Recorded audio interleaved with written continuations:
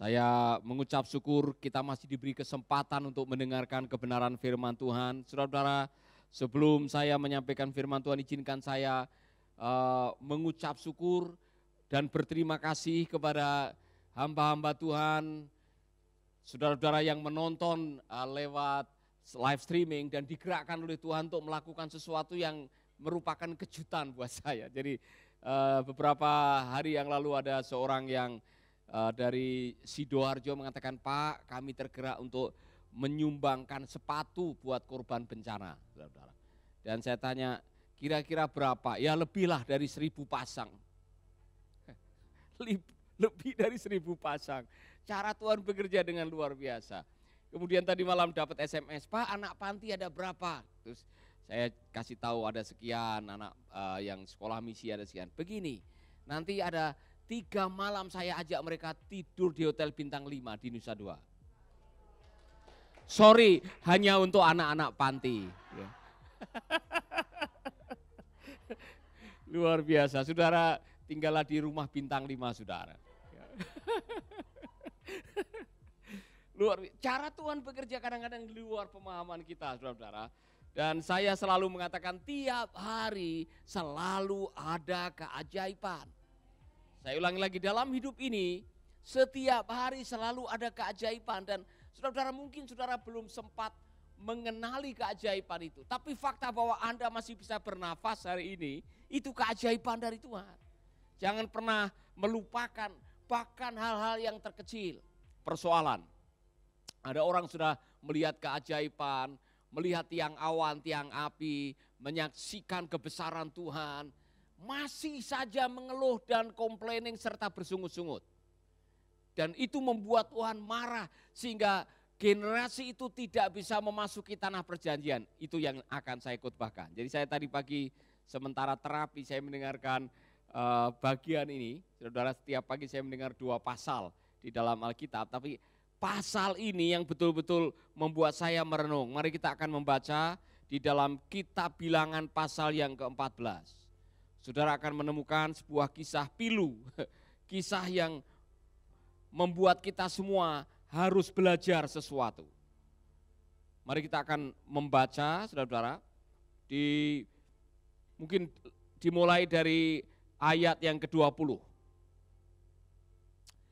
Lalu Tuhan menjawab, baiklah, aku akan mengampuni mereka seperti yang kau minta.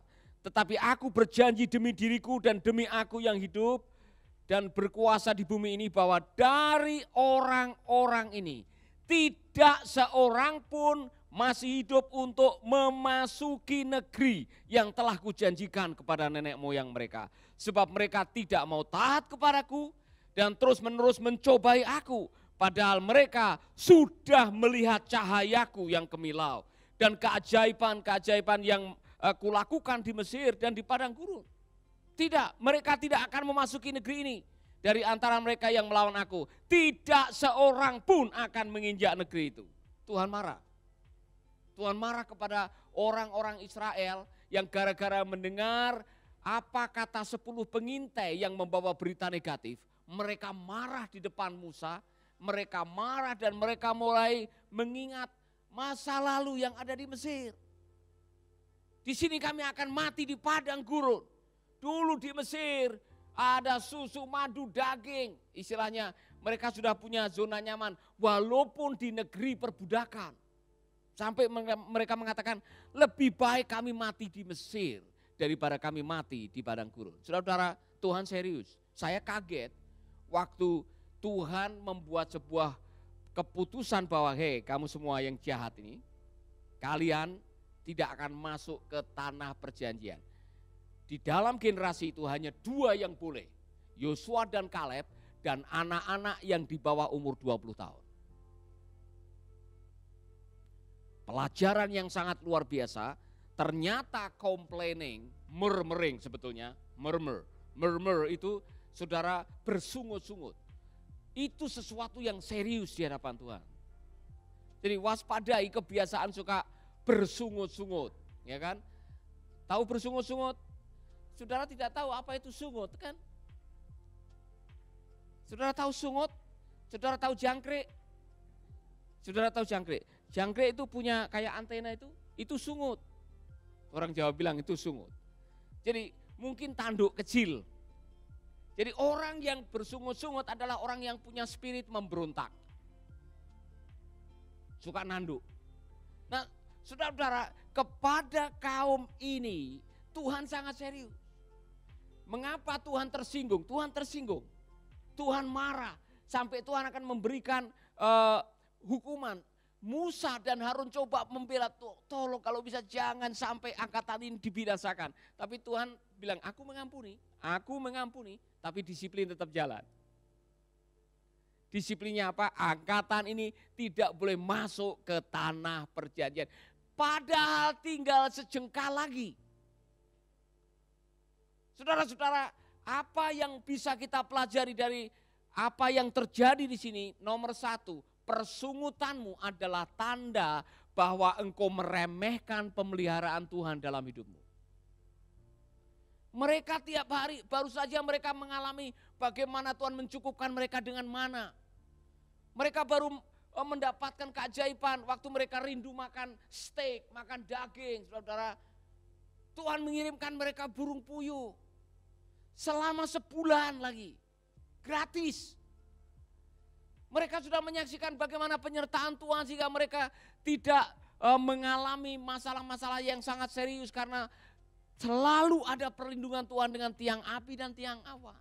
Tetapi toh mereka masih mengatakan, aduh kita akan mati ini di padang gurun ini. Lebih baik kita pulang. Padahal rencana untuk memasuki tanah perjanjian adalah program besar yang Tuhan miliki untuk kehidupan mereka. Jadi pada waktu Anda bersungut-sungut, Anda menengok ke belakang dan Anda sedang meremehkan rencana Tuhan di dalam hidup Anda. Dengar baik-baik. Menjalani rencana Tuhan tidak berarti semuanya akan baik-baik saja. Saya ulangi lagi. Jangan berpikir bahwa Anda sedang mengikuti program menuju tanah perjanjian yang langsung dipimpin oleh Tuhan dengan tiang awan, tiang api. Anda tidak akan mengalami kesulitan. Kadang-kadang kita pikir, oh ini dipimpin oleh Tuhan. Pemimpinnya lagi ditunjuk langsung oleh Tuhan, Musa yang punya reputasi yang bagus. Kita akan beres. Saudara-saudara, kita semua dalam hidup ini, masing-masing kita akan menghadapi tantangan. Akan menghadapi pergumulan. Saudara-saudara, saya berani menggaransi, ini bukan nubuatan, bukan ramalan. Anda akan punya persoalan. Selama Anda hidup, Anda akan menghadapi persoalan. Karena persoalan adalah bagian daripada rencana Tuhan dalam hidup saudara. Jadi jangan pikir kalau Anda masuk dalam rencana Tuhan, Anda bebas dari persoalan. Karena persoalan adalah bagian daripada rencana Tuhan. Maka tolong ucapkan ini dengan senyum kepada teman yang ada di samping, kasih tahu, persoalanku adalah bagian daripada rencana Tuhan buat aku. 1, 2, 3. Amin. Saya kok kurang yakin saudara mengucapkan itu. Persoalanku adalah bagian daripada rencana Tuhan buat aku. 1, 2, 3. Ini saudara yang nonton lewat video tolong ditulis tag-nya. Tulis kemudian kirim. Persoalanku adalah bagian rencana Tuhan buat aku. Jadi saya mau memastikan ketika Anda sedang menjalani rencana Tuhan dari Mesir menuju ke tanah perjanjian, jangan pikir Anda bebas dari persoalan. Jangan pikir saudara masuk di kelas VIP atau VVIP, very very important person, sehingga Anda bebas dari kesulitan. Tidak ada.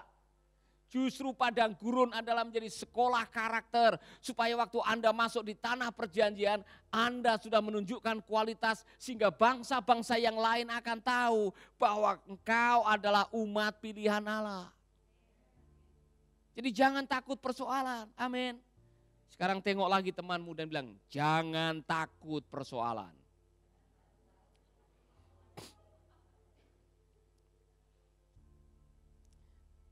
Begini, ini pelajaran buat saya. Yang membuat mereka mengeluh sampai akhirnya mereka dilarang masuk tanah perjanjian apa? Masalah besar mereka apa, saudara-saudara? Yang mereka mengeluh apa coba? makan. Waspadai kampung tengah saudara dan lidah saudara. Lidah dan nafsu saudara bisa membuat Anda meremehkan janji Tuhan dalam hidup saudara. Gara-gara lidah, gara-gara mulut, gara-gara nafsu, gara-gara keinginan daging, Anda bisa kehilangan rencana Allah yang besar dalam hidup saudara. Waspadai. Amin. Haleluya. Oleh karena itu saya mau mengajak Anda semua untuk coba introspeksi. Pernahkah saya mengeluh? Dulu sebelum saya bertobat itu, hidup saya enak Pak. Sebelum saya kenal Yesus, waduh saya enggak perlu kerja keras, uang datang sendiri. Bahkan makanan datang sendiri. Setelah saya ikut Tuhan Yesus kok hidup saya susah. Orang ini tidak tahu bahwa Yesus pernah mengatakan pikul salib. Mengiringi Yesus berarti Anda harus pikul salib. Bahkan waktu kita sudah masuk di dalam kemuliaan, dalam arti kita diiringi oleh Tuhan, disertai oleh Tuhan, tiap hari Anda melihat tiang awan, tiang api. Tidak berarti Anda bebas dari pergumulan. Nah saudara-saudara, itulah sebabnya tolong waspadai apa yang Anda dengar. Kelompok ini yang memberontak ini terkecoh dengan apa yang dibawa oleh 10 pengintai. Oh, di negeri itu orang-orangnya seperti raksasa, kita seperti belalang. Ketika mereka mendengar itu, mereka langsung ketakutan. Bermalam-malam mereka berkumpul, mulai bersekongkol, saudara-saudara. Dengar baik-baik, pesimisme Anda, negativisme Anda itu bisa menular. Maka hati-hati waktu Anda kasih laporan. Kalau laporan Anda membuat orang tidak beriman, takut serta khawatir, Anda sedang menghancurkan harapan orang itu. Amin. Nanti saudara akan melihat Kaleb dengan Yosua berdiri dan memarahi mereka. Bahkan saudara-saudara Kaleb mencoba untuk meluruskan. Tapi mereka mau membunuh 2 orang ini. Karena apa? Sudah begitu negatif terhadap apa yang mereka hadapi. Saya mau mengatakan kepada Anda semuanya, makanya dengar firman Tuhan. Jangan dengar apa kata orang, hoak, atau berita palsu atau kebohongan yang membuat Anda pada akhirnya tidak meyakini rencana Tuhan dalam hidup saudara. Ini saudara yang sedang melakukan sesuatu yang besar dalam hidup saudara yang Tuhan percayakan. Akan ada orang-orang atau seperti 10 pengintai yang datang kepada saudara. Ngapain Pak Roni? Merintis gereja, udah tua begini. Ngapain? Udah pulang kampung saja sana. Itu tanah berhektar-hektar tinggal tanam singkong, kasbia, bisa hidup. Ngapain melakukan ini? Bisa saja ada orang datang kepada saudara. Paulus ngapain datang ke Bali? Kembali ke Malang sana. Sudah disediakan tempat untuk kamu tinggal di sana, ngapain? Di Bali kamu tidak kenal siapa-siapa. Saudara-saudara, ada orang-orang yang melemahkan Anda ketika Anda sedang dalam track yang benar untuk menjalani rencana Allah. Samuel ngapain merintis gereja? Kamu kan bekas manajer, ngapain merintis gereja? Bikin susah aja istri sama anak-anakmu. Apalagi namanya merintih. Merintih itu merintis, lupa lagi. Merintis itu merintih. Ada orang-orang yang pada waktu kita memulai sesuatu, dan kita tahu itu dalam rencana Tuhan, ada utusan yang coba menyiram semangat saudara. Dengar baik-baik, jangan dengar kata mereka. Dengarkanlah kata firman Tuhan. Karena apa? Kalau Anda sudah yakin, Tuhan marah ini. Tuhan marah oleh karena umat Israel ini sudah lihat mujizat, sudah menyaksikan pertolongan Tuhan, sudah menyaksikan pengalaman-pengalaman dipelihara oleh Tuhan, tapi masih meragukan Tuhan. Bahaya, saudara-saudara. Itulah sebabnya pembelajaran bagi kita semuanya, bagi kita yang percaya kepada kebenaran firman. Mari kita akan lihat dari awal supaya saudara tahu kenapa Tuhan marah sekali. Bilangan pasal 14, sepanjang malam umat Israel berteriak-teriak dan menangis-nangis. Sepanjang malam, setelah mendengar berita dari 10 pengintai yang menakutkan mereka. mereka mengomel kepada Musa dan Harun dan berkata, lebih baik kita mati di Mesir atau di padang gurun ini, biar kita mati saja. Itu kalimat apa, saudara? Itu kalimat apa? Kalimat putus asa. Lebih baik kami mati aja. Lebih baik kami mati. Saudara-saudara, padahal Tuhan masih punya rencana untuk mereka. Untuk apa Tuhan membawa kita ke negeri itu? Mereka lupa. Mereka lupa rencana Tuhan. Nanti kita mati dalam peperangan dan istri-istri serta anak-anak kita ditawan. Bahkan lebih baik kembali saja ke Mesir. Lalu mereka berkata satu sama lain, baiklah kita memilih seorang pemimpin dan kembali ke Mesir. Pemberontakan.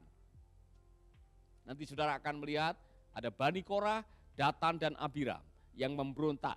Dan Tuhan marah dan mereka ditelan oleh bumi 14.000 orang seketika. Karena apa? Ketika Anda ngomel, ketika Anda bersungut-sungut, Anda sedang meremehkan, melecehkan rencana Allah dalam hidup Anda. Yang kedua, waktu Anda sedang ngomel, complaining, Anda sedang meremehkan orang-orang yang ditunjuk oleh Tuhan untuk memimpin saudara. Musa dengan Harun, saudara-saudara. Mereka mengatakan apa? Mereka mengomel kepada Musa dan Harun dan berkata, lebih baik kami mati di Mesir atau di padang gurun ini. Biar kami mati saja. Untuk apa Tuhan membawa kita ke negeri itu? Nanti kita mati dan dalam peperangan dan istri-istri serta anak-anak kita ditawan. Bahkan lebih baik kami mati saja, kembali saja ke Mesir. Lalu mereka berkata satu sama lain, baiklah kita memilih seorang pemimpin dan kembali ke Mesir. Lalu Musa dan Harun sujud di depan seluruh rakyat. Yosua anak Nun dan Kaleb anak Yefune, dua di antara mata-mata itu merobek pakaian mereka serta tanda berduka cita. Mereka berkata kepada seluruh rakyat itu, negeri yang kami selidiki itu luar biasa baiknya. Kalau Tuhan berkenan kepada kita, Ia akan membawa kita ke sana dan memberikan tanah yang kaya dan subur itu kepada kita. Janganlah melawan Tuhan dan jangan takut terhadap orang-orang yang tinggal di negeri itu. Sebab dengan mudah kita akan mengalahkan mereka. Yang melindungi mereka sudah meninggalkan mereka dan Tuhan menyertai kita. Jadi jangan takut. Luar biasa. Yosua dengan Kaleb tampil dalam situasi itu karena dia sudah mencium ada pemberontakan di situ. Sudah ada yang coba meremehkan kepemimpinan Musa dan Harun yang langsung ditunjuk oleh Tuhan. Saudara-saudara, waspadai hati yang suka memberontak. Karena waktu Anda memberontak terhadap orang yang dipimpin atau diutus oleh Tuhan, sebetulnya Anda sedang memberontak kepada Tuhan. Penafsir mengatakan, saya membaca Gusik, penafsir Gusik mengatakan, ini orang Israel memang licik. Dia seolah-olah sedang ingin melengsarkan Musa dengan Harun. Tapi tujuan akhirnya sebetulnya kepada Tuhan.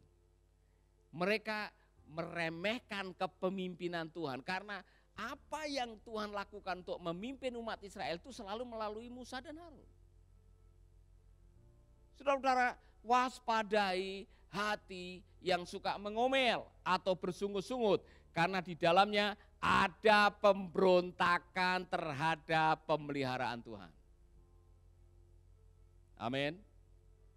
Ayat 12, aku akan membinasakan mereka dengan mendatangkan penyakit menular.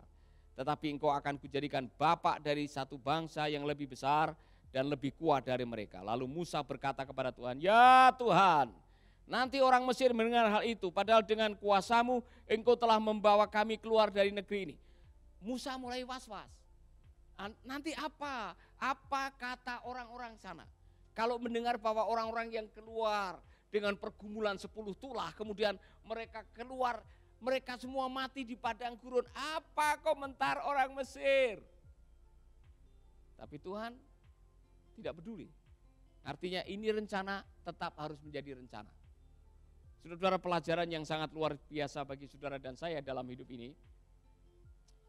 Ada kenyataan-kenyataan yang kadang-kadang saudara harus temui yang tidak seperti dengan harapan saudara. Dalam situasi seperti itu, tempat terbaik untuk berlindung adalah kembali kepada rencana Tuhan. Apa rencana Tuhan buat saudara? Kenapa orang-orang ini pengen kembali ke Mesir? Zona nyaman. Waspadai zona nyaman dalam hidup saudara. Ada orang-orang yang memilih, lebih baik saya hidup kecukupan walaupun tinggal dalam ikatan perbudakan. Daripada saya tinggal dalam kesulitan meskipun dalam rencana Tuhan. Saya mau tanya kepada saudara-saudara, jujur ya. Anda hidup dalam rencana Tuhan, tetapi banyak mengalami tantangan dan menghadapi cobaan. Dan Anda tidak di dalam rencana Tuhan, tapi serba kecukupan. Saudara pilih yang mana?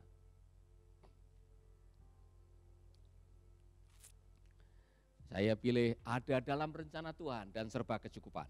Kalau itu ada. Tapi pilihannya, ini saya bilang umat Israel sedang coba membandingkan. Dulu enak ya. Di Mesir itu mau apa saja bisa, mau makan apa saja bisa. Keluar sana ada Kentucky Fried Chicken, ya kan. Kemudian belok kiri ada bakso Jalan Seroja, ya kan. Agak jauh sedikit kita ketemu bakso Pak Rebo, ya kan. Sebelah kanan saudara akan ketemu dengan soto Cakdi. Di padang gurun makan apa? Roti mana dengan burung puyuh?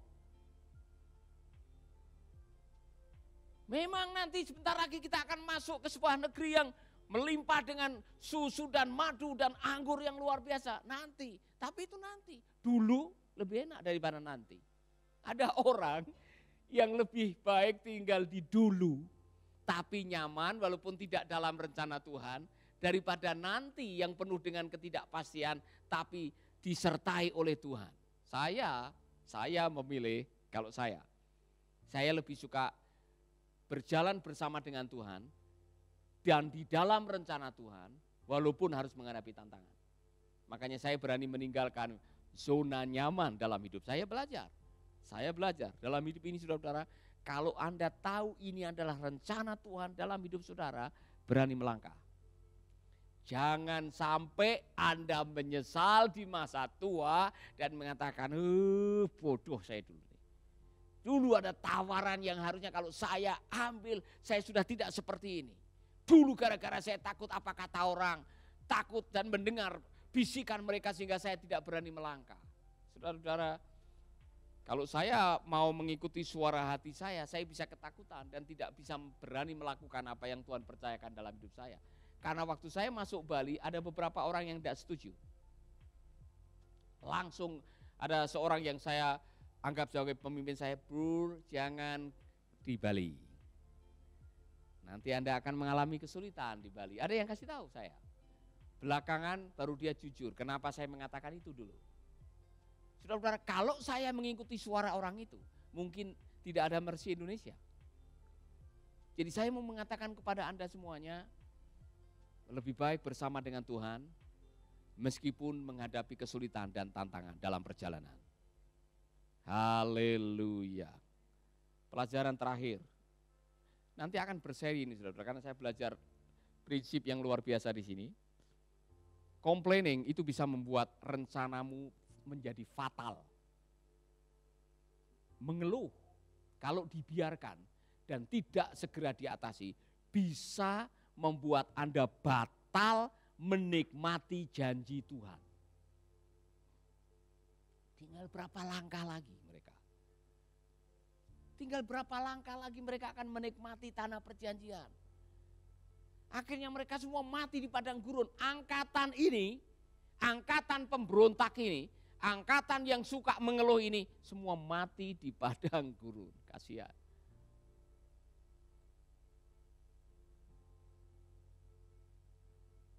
Apa orang Ambon bilang kalau bilang kasihan? Siu mamai, ya. Kasihan,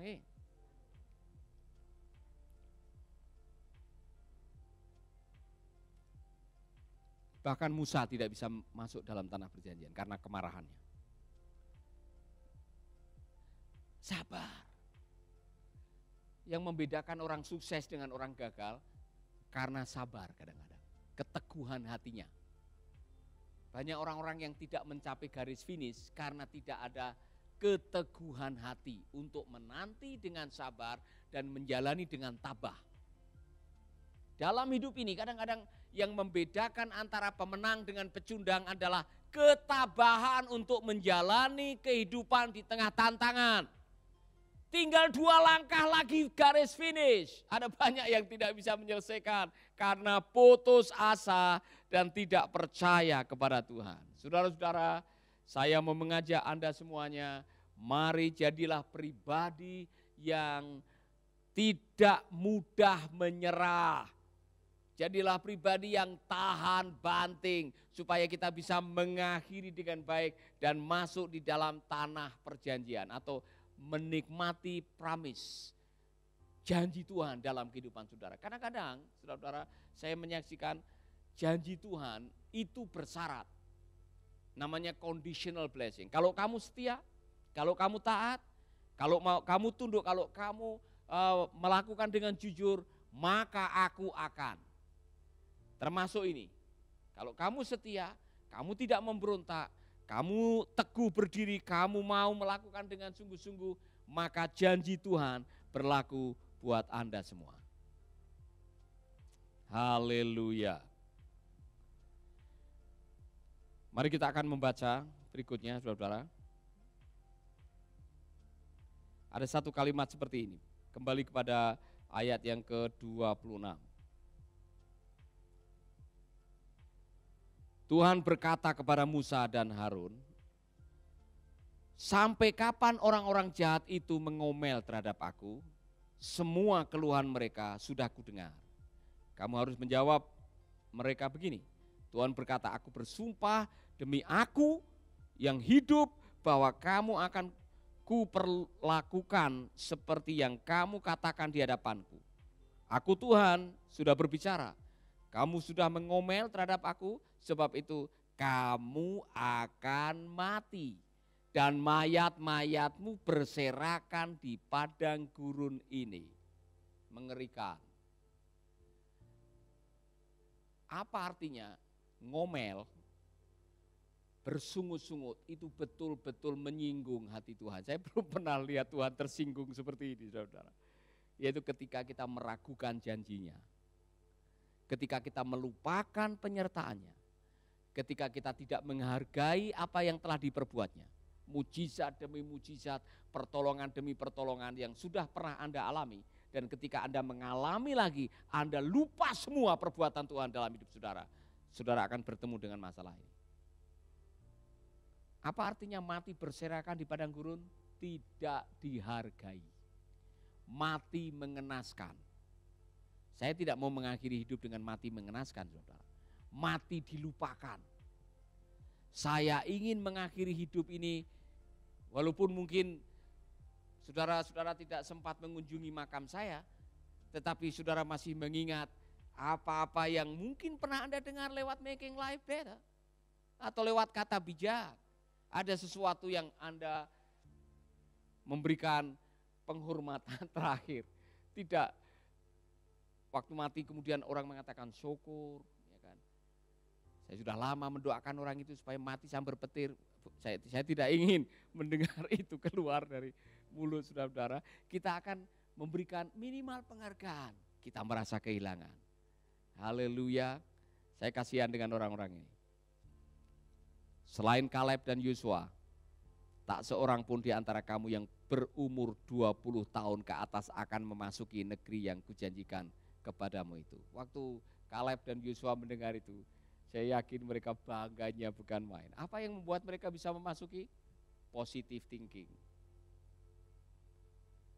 Semalang-malangnya orang yang memiliki positive thinking masih lebih untung daripada orang yang negative thinking.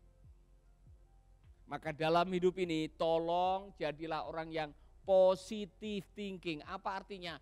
Dia selalu bersikap negatif dalam situasi yang bersikap positif dalam situasi yang negatif. Perhatikan, ngomel itu wujud dari Anda negatif thinking.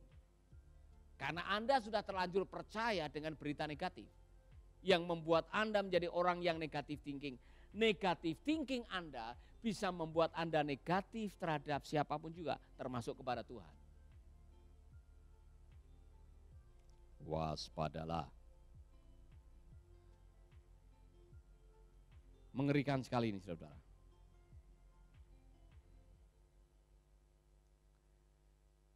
Pelajaran berikutnya, kelakuanmu sebagai orang tua, kalau tidak baik-baik, bisa berdampak kepada anak-anakmu. Apa yang terjadi? Ayat 32. Mungkin mulai ayat 31. Kamu telah berkata bahwa anak-anakmu akan ditawan. Tetapi merekalah yang akan kubawa ke negeri yang kamu tolak itu. Dan negeri itu akan menjadi tanah air mereka. Itu janji Tuhan. Sedangkan kamu akan mati di padang gurun. 40 tahun lamanya anak-anakmu akan mengembara di padang gurun. Karena kamu tidak setia. Anak-anakmu itu akan menderita. Sampai orang yang terakhir di antara kamu sudah meninggal. Kamu akan menanggung akibat-akibat dosamu 40 tahun lamanya. 1 tahun dihitung untuk 1 hari dari setiap 40 hari yang kamu pakai untuk menyelidiki tanah itu. Pelajaran. Gara-gara orang tua tidak percaya, anaknya menanggung pembelajaran 40 tahun. Waspadai sikap dan perilaku Anda di hadapan Tuhan. Kalau Anda tidak setia kepada Tuhan, Anda memberontak kepada Tuhan, anakmu bisa kena getahnya. Padahal tinggal beberapa hari maju. Mereka akan memasuki tanah perjanjian. Tuhan bilang, no, saya tidak mau anakmu mewarisi sikapmu.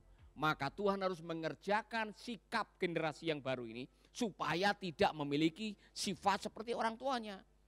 Masuklah mereka sekolah pembentukan karakter di padang gurun 40 tahun.